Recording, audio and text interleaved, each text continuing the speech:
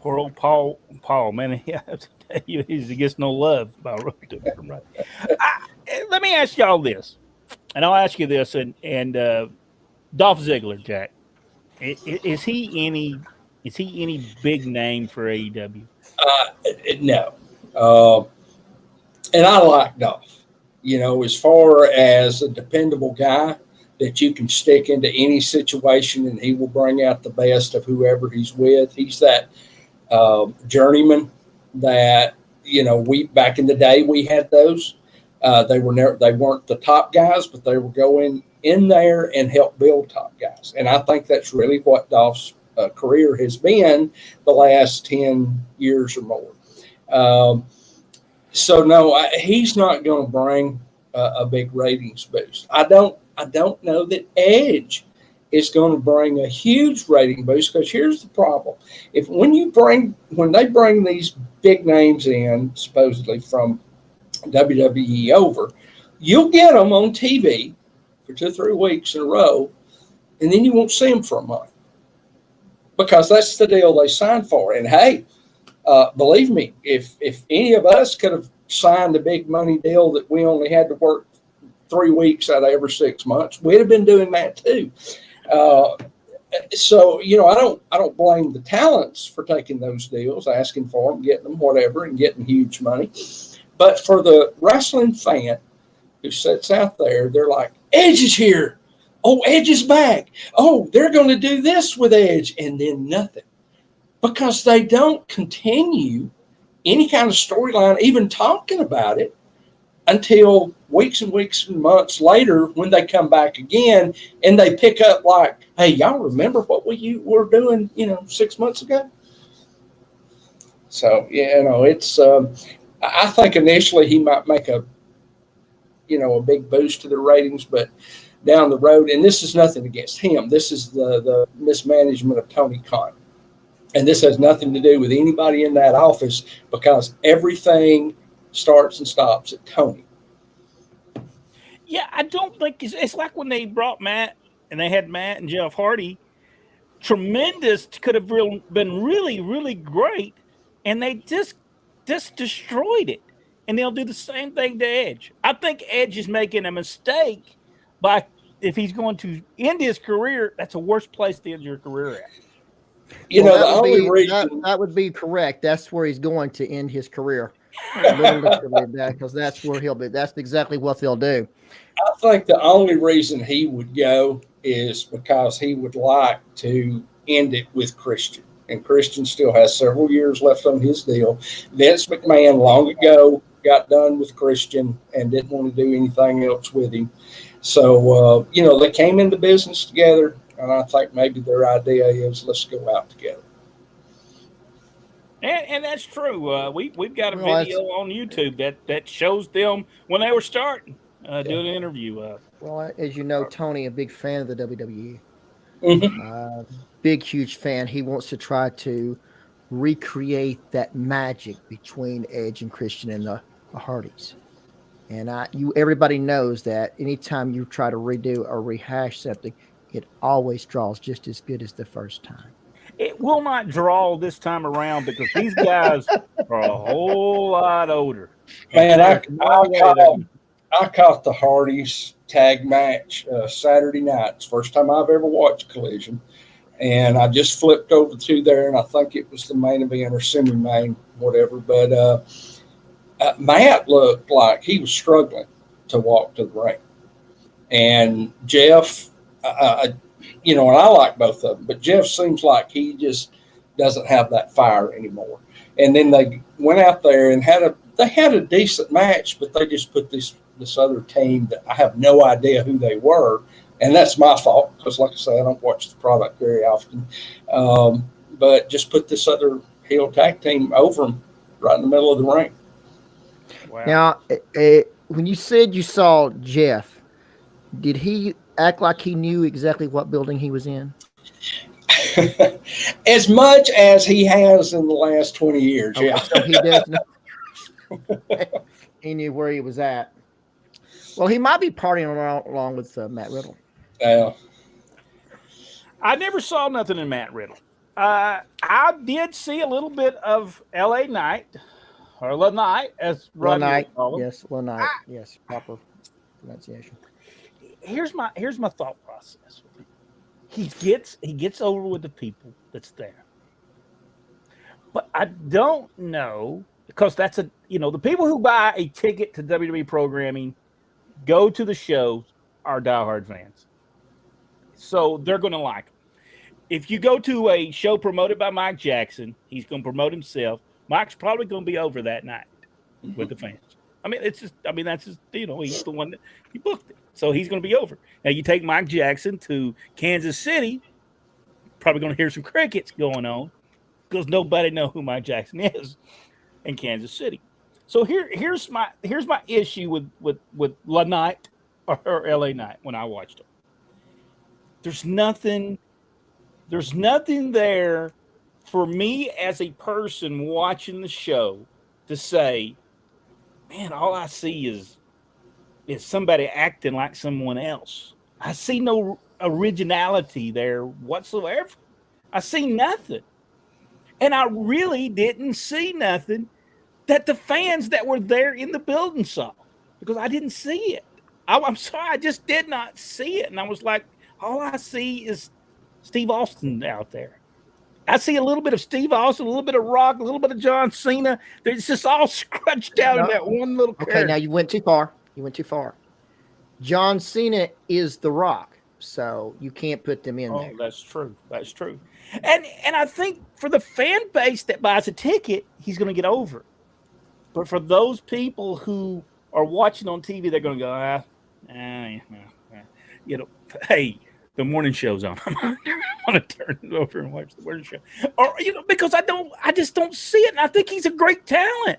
I think he can be a great talent. But who's told him to do Stone Cold? And it's different if Stone Cold was off of television for 30 years and nobody even knew who he was, and he was doing the game. Because everybody, we've redone stuff. I mean, Adrian Street was Gorgeous George to a certain extent. People have redone gimmicks, but not to that level Steve Austin was.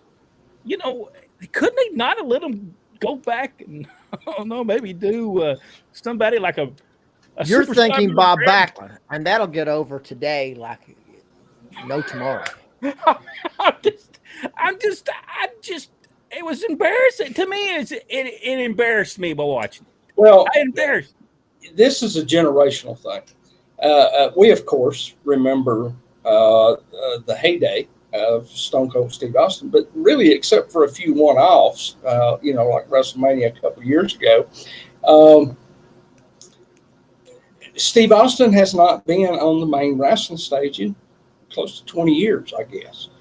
So, you're talking about those 18 to whatever ages, they don't remember Steve Austin in his prime. Now, they know who he is. I mean, because, WWE does celebrate him. There's so many videos and, all the old pay-per-views. You could go back and watch them if you wanted to do that. But they're connecting with this guy for whatever the reason. We see that similarity, that rip-off type deal. And I like LA Knight.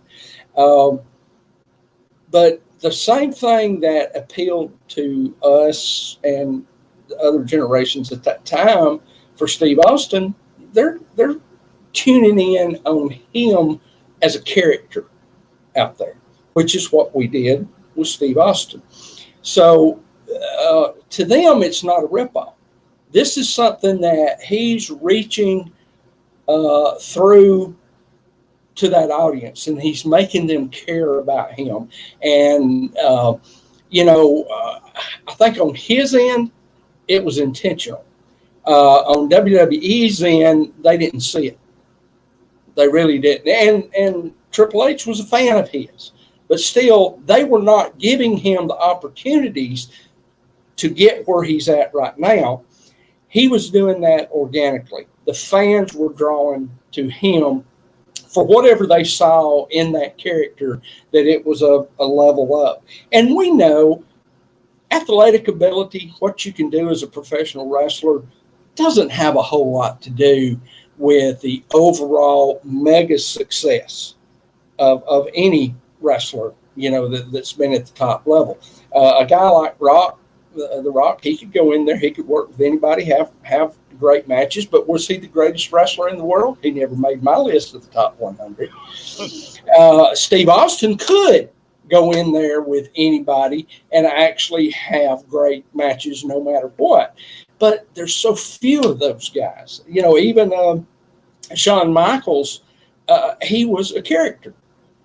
And if it wasn't for the super kick and all, you're not going to see him as a great mat wrestler. That's not the way he's ever going to go down in history. He was, one of the starts of the Spot Monkeys. But he knew how to tell a story with what he did. And that's why we of our generation can accept him and give him his flowers. So, but LA Knight's different. He's not going out there. He's not doing all the flippy floppy stuff. He's going out there, and the way he speaks resonates in their hearts, and he's getting over. And more or less, right now in contract negotiations, he's kind of shoving it down WWE's throat. Yeah, I saw that. He and Drew McIntyre, and there's a third one. There's a third one. I don't think I would. If we were looking at what we look at, we probably wouldn't.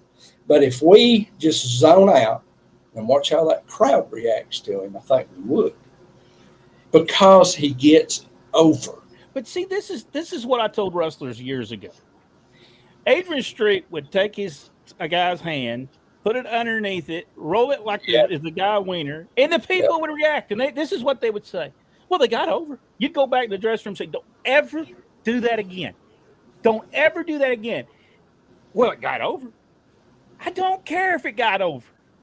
Don't do it. We're in a high school gymnasium. There's kids out there. It'll get over until somebody does that. And, grandma's there and they're doing that. Here's the problem. It can get over. Danny Davis will go, well, I'm getting over. Yeah, but you're getting over to a small, minute group of fans. I don't want you to get over to those small, minute group of fans. I want you to get over with more fans. And you're doing the same old crap that people have saw before. Let's do something different. Let's do something unique. And WWE's better than that. They're better than that. Triple H is better than that. Shawn Michaels is better than that.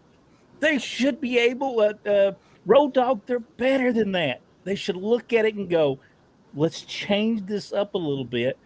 And I don't know that they will sign him because I don't believe that he will ever be a major star there. I just don't think he's different. I don't think he's unique as Stone Cold was unique.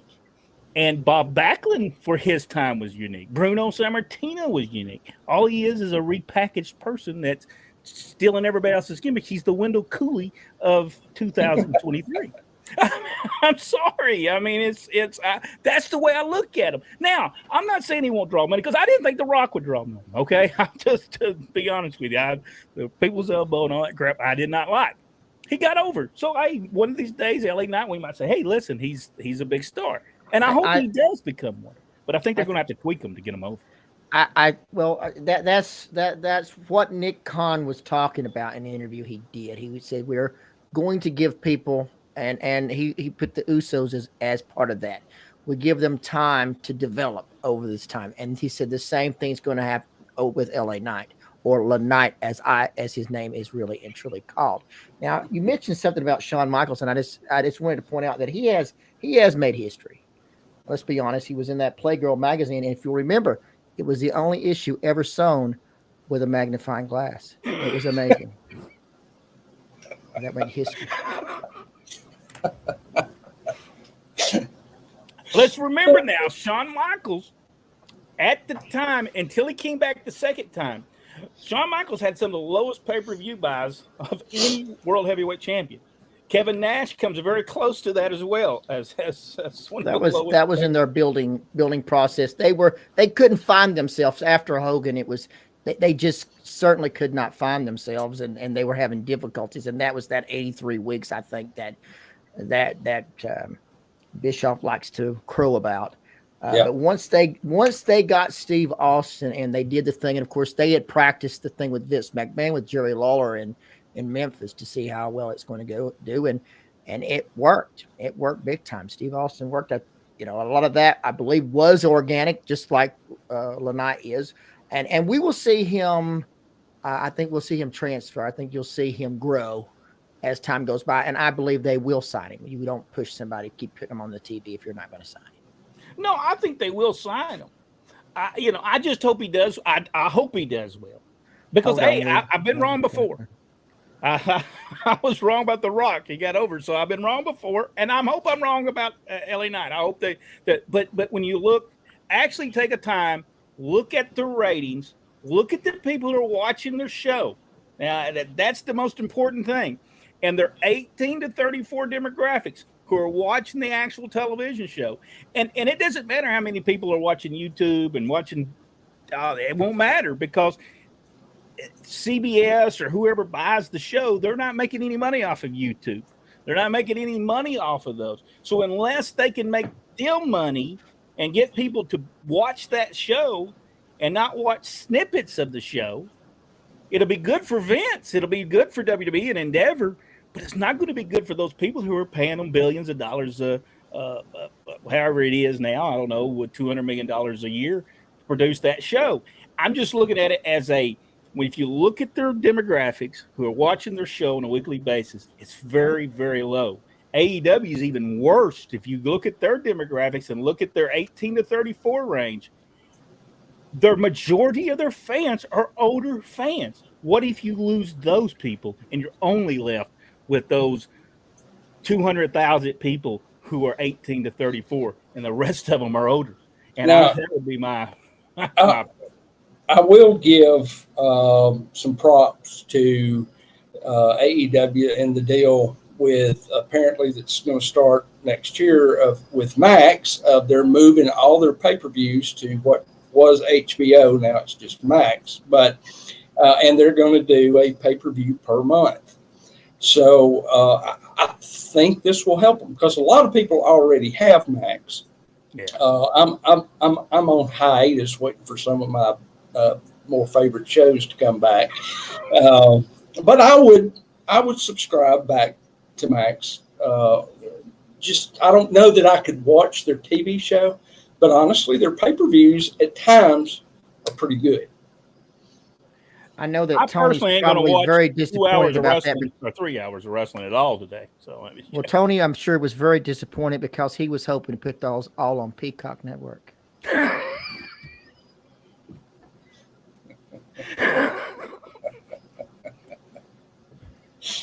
Hey, we're getting deep. See, we don't get deep a lot on these shows, but we're getting deep. I have been called something here by Paul, and I don't know what that means. I'm going to have to get a dictionary here when we get to the comments. We'll see them. I don't know. We're going to get to the comments right now, because we're getting deep. We've got philosophy going on today. Psychology. We're talking psychology.